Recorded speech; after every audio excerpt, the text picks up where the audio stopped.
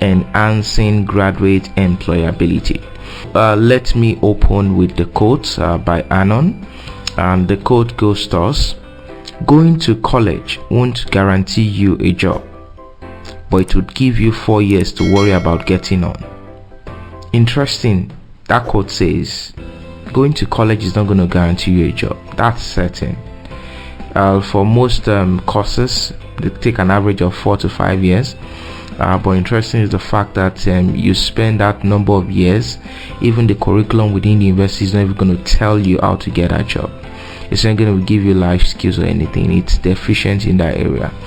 So basically, we're saying going to college is not going to get you that job, but it's going to give you number of years to worry about getting one. So what we aim to do today is to be able to give a blueprint or a guide as to how fresh graduates, even experienced hires or young professionals, can take charge of their employability. So what is employability? Now I'll pick a few definitions, 3 different definitions per se, trying to give us an understanding of what employability is. 1, employability refers to a person's capability for gaining and maintaining employment. Employability refers to a person's capability for gaining and maintaining employment. So when we're talking about the ability to gain employment and to maintain it, that's employability. So employability, look at the 2 sides of it. One is you gaining employment, the other side is you maintaining employment. Gaining employment is getting that job offer or getting that particular job, being employed by the potential employer. Then maintaining employment now has to do with you being able to keep the employment over a certain period. So employability depends on 3 major things: knowledge, skills, and attitude of individuals. Now, knowledge, skills, and attitude from the point of gaining the employment, knowledge, skills, and attitude from the point of maintaining employment. So it's not enough gaining employment alone. The other side to it is maintaining employment. So you don't just feel that you've gained the employment and the employment is forever. There's no job security anywhere. So it has to do with maintaining even that employment. Another perspective to employability is this: employability is affected by demand and supply within the labor market. So when we say demand and supply within the labor market, the supply side is where the employers, the employees are, the potential applicants, where most individuals find themselves. The demand side is talking about the employers itself, recruiting organization, even being in between recruiting for the organization. Now it's important for you to know that if the economy is buoyant, it will increase the number of demand for available people, or the number of jobs available within the labor market will be more. There will be need for more hands to be available within the job market. So that means you expect a high level of employability. But in situations when the economy is in recession, you expect a lot of job cuts. So employability is affected by the demand and supply, even of labor. Another interesting factor around employability is the fact that it involves the ability for the job seekers now to be able to identify suitable job opportunities and be able to present themselves at the point of the application, of the job application, and at the point of the interviews. So what are employability skills?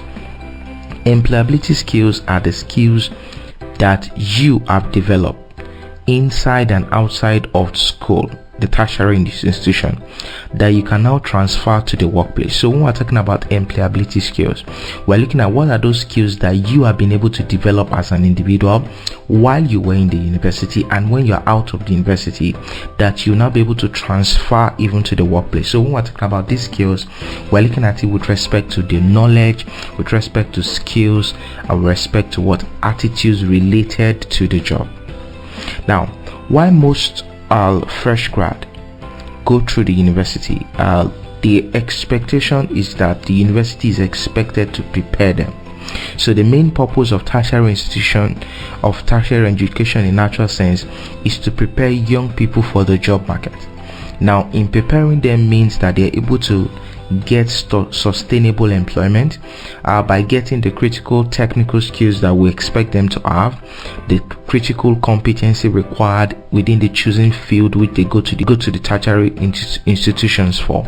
But unfortunately is the fact that the system is not really doing what it's supposed to do. So the responsibility now is in the hands of the fresh graduates to take charge of the employability destiny, take charge of how they gain employment and how they maintain employment, basically. And it's sad from a recruiter point of view that majority of Nigerian graduates, they lack the basic composite skills and personality attributes that give them the capacity to function adequately in the world of work. The world of work is changing, but the tertiary education, the university education, the polytechnics and all the colleges of education are not changing with it. So it's important now that fresh grad should be able to take charge of their own employability.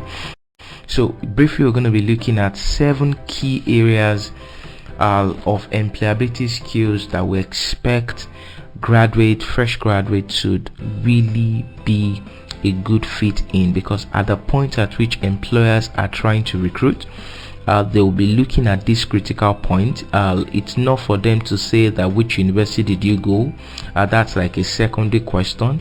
The point is they want to test each of these major 7 key areas of employability very critically.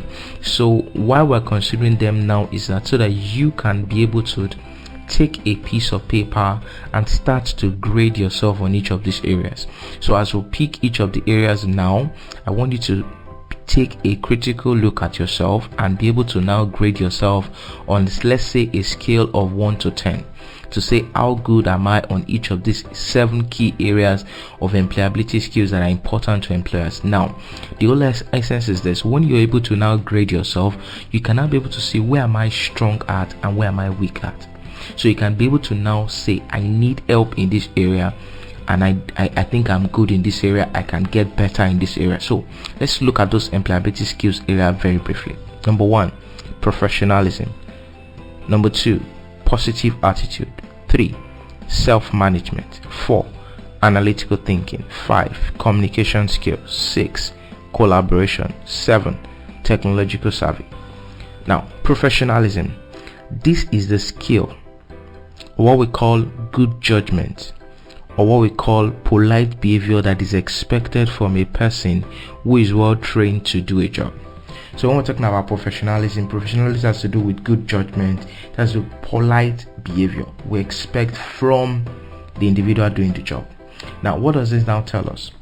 Employers are looking for job seekers that understand the level of professionalism that is expected of them in the corporate world.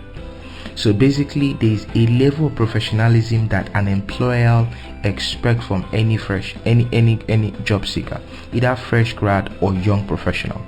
And this has to do with the ability to display the right character and the right work ethics expected of them. So basically, what we're saying is this: if you look at your level of professionalism and you're scoring lower than a 5 or a 4, it means there's an issue. Professionalism do with your comportment, the way you present yourself. It has to do with you say you're going to do something and you're able to do it. It's a whole lot of body of professionalism. So that's the first thing, professionalism. So I ask you, how professional are you? Are you just haphazard? How professional exactly are you? Number 2, positive attitude.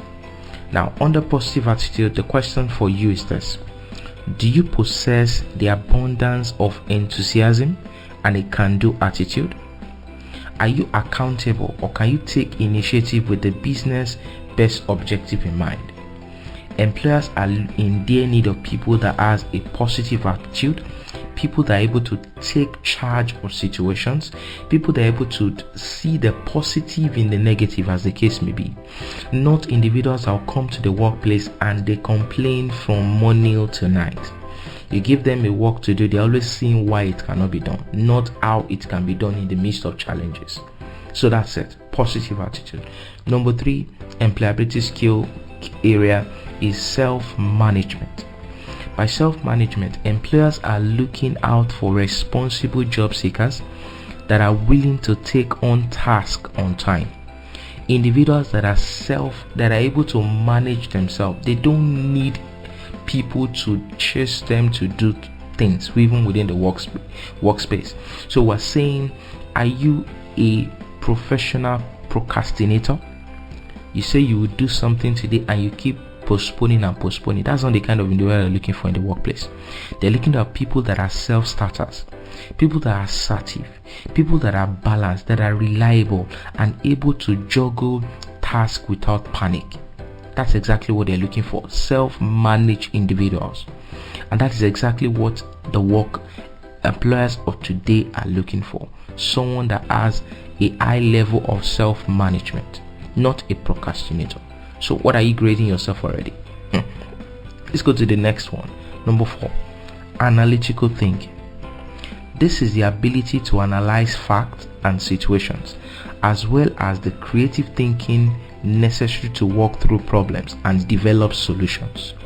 So when we're talking about analytical thinking, employers will pay a great deal for job seekers to have analytical thinking. How are you able to analyze fact that is available to you, and how are you able to think deeply and create solutions, workable solutions, how things will be done, creative solution? Individuals are able to think, high level of analytical thinking, very important for employers at the moment. 5 communication skills. You noticed this was not the very first thing I mentioned, but it's a no-brainer. You must show your ability for business communication, not social media communication. To go around with their social media communication, they are two different things. You must be able to write well and speak well. Writing well means you're not writing social media language or social media jargons. You're writing correct business communication. You can coherently write a business letter, write a simple email, dear sir, and end it with best regards, and end in a professional manner. Everything ties together. Number 6, collaboration. Now, collaboration in the workplace today is synonymous to cooperation, is synonymous to contribution and teaming up. So when we're taking collaboration, we're not talking about competition. Collaboration means that we're able to work together with others. Don't forget, within a work environment, more than one individual are coming together. You are not going there to compete with people. Forget the competition spirit. You know, when you're in the university, you have the competition, you want to get the best CGPA, you get a certain material, you're keeping and hoarding it from others. I'm sure many people can relate with that spirit of competition. That's not what the workplace is all about. It's all about collaboration. How are you able to synergize with other people? How are you able to share ideas and brainstorm to solving a problem? It's not a 100-meter dash, it's a marathon. And when you are running a marathon that has to do with a relay, it means that you are able to collaborate with others. You know, an 100-meter dash is different from a relay. A relay is dependent on the strength of the other teams. So collaboration has to do with employers are looking for job seekers that are able to collaborate. That's number 6. And number 7, technologically savvy. In today's 21st century job market, it will be almost impossible to believe that job seekers will exist without computer proficiency, not social media proficiency, my friend. We're talking about ability for you to understand how technology is driving the business world, and you are able to meet up with that technological demands. You're able to send simple emails. You're able to understand computer systems, hardware systems. You're able to understand how is technology driving the area where I want to be part of. So I ask you, as a job seeker, are you technological savvy for the 21st century job market requirement? So now you're done. 7 different employability skills area. How did you fare?